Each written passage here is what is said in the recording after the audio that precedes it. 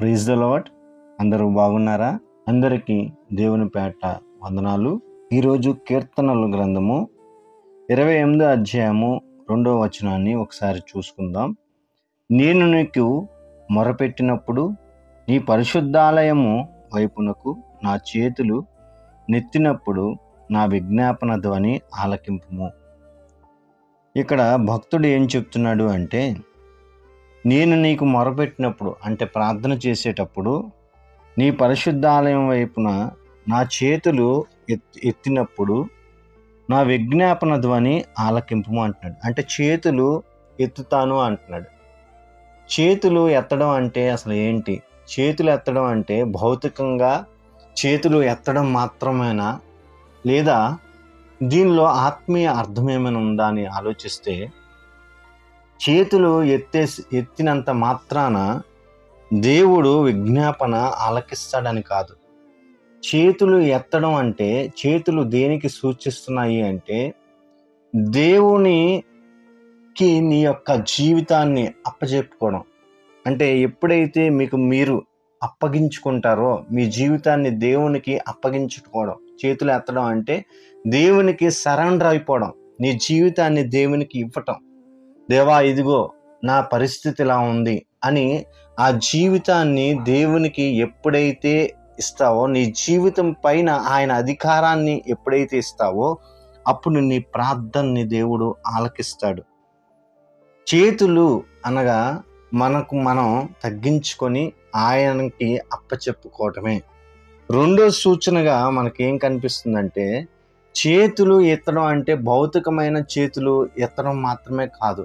చేతులు దేన్ని సూచిస్తున్నాయంటే, చేతులు అనగా మన పనులు. ఎందుకంటే మన పనులు దేంతో చేస్తాం అంట? చేతులతో చేస్తాం. చేతులు దేన్ని సూచిస్తున్నాయంటే మన యొక్క క్రియలను సూచిస్తున్నాయి. మన క్రియలు బాగోకుండా దేవుని సన్నిధికి వచ్చి చేతులు ఎత్తితే, చేతులు ఎత్తడం అంటే మనం చూసినట్లయితే పాత నిబంధనలో చేతులెత్తి చాలా మంది ప్రార్థన చేశారు. చేతులెత్తి ప్రార్థన చేయడం అంటే భౌతికమైన చేతులెత్తి ప్రార్థన చేయడం మాత్రమే కాదు. దాని యొక్క ఉద్దేశం ఏంటంటే, నీ యొక్క క్రియలు దేవునికి నచ్చాలి. అంటే నీ యొక్క మంచి క్రియలతో. చూడండి, దావీదు గారు కీర్తన గ్రంథము 26వ అధ్యాయము 6వ వచనంలో నా చేతులను కడుక్కొందును అంటున్నాడు. నా చేతుల్ని శుభ్రం చేసుకొని నీ సన్నిధికి వస్తాను అంటున్నాడు.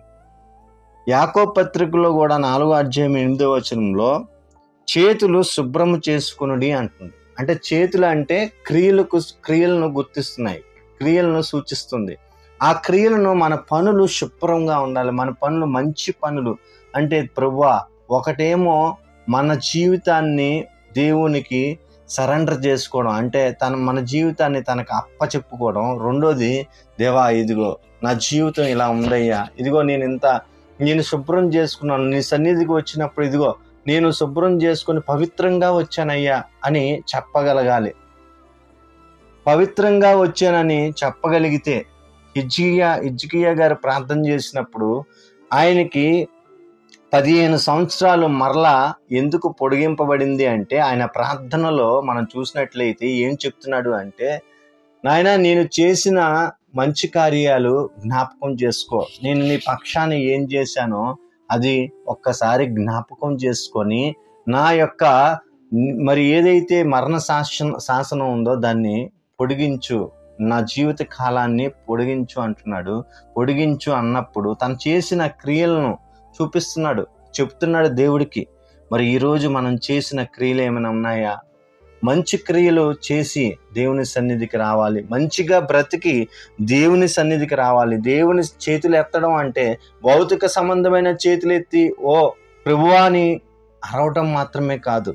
చేతులు దేన్ని సూచిస్తున్నాయంటే క్రియల్ని సూచిస్తున్నాయి. ప్రభువా, ఇదిగో నీ కోసం ఈ పనులు చేశాను, ఇదిగో నీ కోసం ఇదిగో ఇది విడిచిపెట్టాను, ఇది చేయలేదు, ఇది మానుకున్నాను అని మనం చెప్పగలగాలి. చెప్పినప్పుడు దేవుడు ఏం చేస్తాడంటే మనల్ని దీవిస్తాడు. దేవుడు అదే కోరుకుంటున్నాడు. చేతులు పైకి ఎత్తడం అంటే దాని ఉద్దేశం అదే. చేతులు ఎత్తడం అంటే ఊరికనే చేతులు ఎత్తి ప్రార్థన చేయటం కాదు. యెషయా గ్రంథం 1:15లో కూడా చూడండి, మీరు మీ చేతులు చాపినప్పుడు మిమ్మును చూడక నా కన్నులు కప్పుకొందును. మీరు బహుగా ప్రార్థన చేసినను నేను వినను. మీ చేతులు రక్తముతో నిండి ఉన్నవి. చూడండి, ఆయన చేతులు చూడవంట. మన చేతులనంట ఆయన చూడంట. ఎందుకు చూడంటే మన చేతుల నిండా మన క్రియలు బాగలేదు, రక్తముతో నిండి ఉన్నాయంటే దేవునికి నచ్చని పనులన్నీ చేశాము. ఈ చేతులతో పనికిరాని పనులన్నీ చేసి ఇప్పుడు దేవుడా అని మన చేతులు పైకి ఎత్తితే దేవుడు వింటాడా? వినడు. కాబట్టి ఈ చేతుల్ని బాగా శుభ్రం చేసుకొని, అందుకే మరి తిమోతికి రాసిన పత్రికలో కూడా ఏం చెప్పబడుతుంది అంటే, ప్రతి సంఘంలో చేతులెత్తి ప్రార్థన చేయమంటున్నాడు. ఎలా చేతులెత్తి ప్రార్థన చేయాలి అంటే, 1 తిమోతి పత్రిక 2వ అధ్యాయము 8వ వచనంలో, కావున ప్రతి స్థలమందును పురుషులు కోపమును సంశయమును లేనివారి వారై పవిత్రమైన చేతులెత్తి ప్రార్థన చేయవలనని కోరుచున్నాను. చూడండి, గొడవలు, సంశయాలు, ఇవన్నీ అల్లర్లు, ఇవన్నీ మానేసి ఏం చేయమంటున్నాడు? పవిత్రమైన చేతులెత్తి, అంటే మీ క్రియలు పవిత్రంగా దేవునికి కనిపించాలి, చేయవలెను అని కోరుచున్నాను. అప్పుడు మాత్రమే దేవుడు ఏం చేస్తాడంటే మన మీద దృష్టించుతాడు. ఎప్పుడైతే మన క్రియలు బాగు చేసుకొని మంచిగా ఉండి, ఏమని చెప్తున్నాడు ఇక్కడ? కోపములు మానాలి, సంశయాలు మానాలి. ఇవన్నీ మనం మనసులో పెట్టుకొని దేవుని సన్నిధికి వచ్చేస్తూ ఉంటాం, దేవునితో మాట్లాడడానికి ఇష్టపడుతూ ఉంటాం. కానీ వాక్యం ఏం చదివిస్తుంది? వాటిని మానేయండి. వాటిని మానేసి పవిత్రమైన చేతులెత్తి అంటున్నా. చూడండి, చేతులంటే క్రియలు, మన పవిత్రమైన క్రియలు, దేవునికి నచ్చే క్రియలు, దేవుని నచ్చినట్టుగా బ్రతికి ఆ క్రియలను దేవునికి చూపించాలి. ప్రభువా, ఇదిగో నేను బ్రతికానయ్యా, నాకు తగిన ఫలాన్ని తగిన సమయంలో అందచేయ్యా అంటే దేవుడు ఖచ్చితంగా అందచేస్తాడు. మన ప్రార్థనని ఆలకిస్తాడు. లేకపోతే మన ప్రార్థనని దేవుడు ఆలకించడు. అందుకే కీర్తన 28:2లో ఈ భక్తుడు ఏమంటున్నాడంటే, నీకు మొరపెట్టినప్పుడు నీ పరిశుద్ధాలయం వైపునకు నా చేతులు ఎత్తినప్పుడు నా విజ్ఞాపన ధ్వని ఆలకింపు. నా చేతులు ఎత్తినప్పుడు అంటే, చేతులు అంటే మామూలుగా భౌతికమైన చేతులు ఎత్తినప్పుడు అని అర్థం కాదు. చేతులు ఎత్తినప్పుడు అంటే తన జీవితాన్ని దేవుని వైపు చూపించినప్పుడు, పరిశుద్ధంగా చూపించుకున్నప్పుడు, ప్రభువా నేను పరిశుద్ధంగా ఉన్నప్పుడు మరి నాకు నా యొక్క ధ్వని ఆలకించు, నా మొర ఆలకించు అంటున్నాడు. కాబట్టి మనం ఈరోజు పరిశుద్ధంగా ఉన్నామా? ఆ పరిశుద్ధమైన మరి క్రియలతోనే దేవుని సన్నిధికి వస్తున్నామా? మనం పరిశుద్ధమైన క్రియలతో దేవుని సన్నిధికి వద్దాం. దేవుని యొక్క సన్నిధిలో మనం మొరపెడదాం. ఆయన నుండి జవాబును పొందుకుందాం. కళ్ళు మూసుకుందాం, ప్రార్థన చేసుకుందాం. దేవా, స్తోత్రాలు ప్రభువా. తండ్రి నాయన, ఈ ఉదయకాల సమయంలో ప్రభువా, నీవు ప్రభువా తండ్రి నాయన మాతో మాట్లాడి ఉన్నావు ప్రభువా. దేవా నాయన, మా చేతులని ప్రభువా తండ్రి కడుక్కొని శుభ్రం చేసుకొని ప్రభువా తండ్రి నాయన నీతో ప్రభువా తండ్రి సహవాసం కలిగి ఉండేవారిగా ఉండటానికి సహాయం దయచేయండి. నీ నుండి ఉత్తరాన్ని పొందుకునే వారిగా, నీ నుండి జవాబు పొందుకునే వారిగా ఉండటానికి సహాయం దయచేయండి. ఈ కార్యక్రమం ఎవరైతే చూస్తున్నారో వాళ్ళందరినీ జ్ఞాపకం చేసుకోండి. వారికి ఉన్న బాధలు, ఇబ్బందులు, సమస్యలు, ఆర్థిక పరిస్థితులు, ఆత్మీయ జీవితం అన్నిటినీ మెరుగుపరచమని వేడుకుంటున్నాం తండ్రి. అన్నిటిలోనూ సహాయం చేయండి. సేవకులను జ్ఞాపకం చేసుకోండి, విశ్వాసులను జ్ఞాపకం చేసుకోండి, సువార్థికులను జ్ఞాపకం చేసుకోండి.